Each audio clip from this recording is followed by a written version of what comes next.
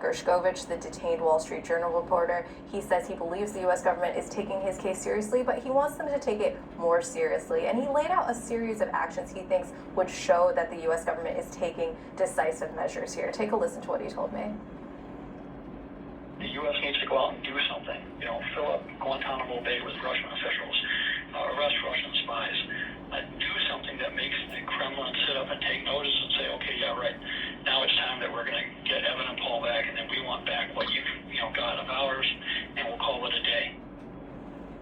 And now it's interesting because he makes the argument that until the U.S. takes such action, they'll continue to detain Americans in Russia. And we have seen a number of Americans detained over the past months and years there. The other interesting thing, Omar, is that he is aware that Evan's trial is coming up next week. He thinks this could be a milestone for both of their cases because in the past we've seen Russia want to move forward with these trials and exact these convictions, which the U.S. government says are false, which Paul pointed out are false. But he thinks this could be helpful in his case. But in the meantime, he has now spent 2,000 days in detention.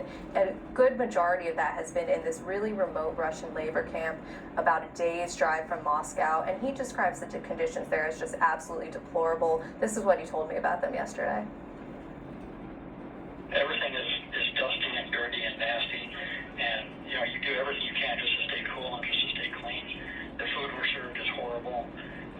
We really do rely on personal purchases to stay healthy. Medical care is nil. There is no dental care at all. It's the worst environment you can imagine. I mean, it's unbelievable that anyone could even consider this human rights.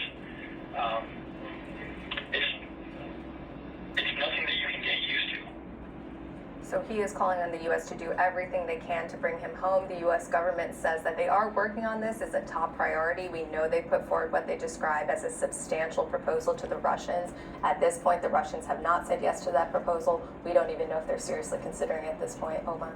Yeah, and look, it has been so much time at this point. Jenny, thank you for bringing us his perspective and with your reporting. Appreciate it.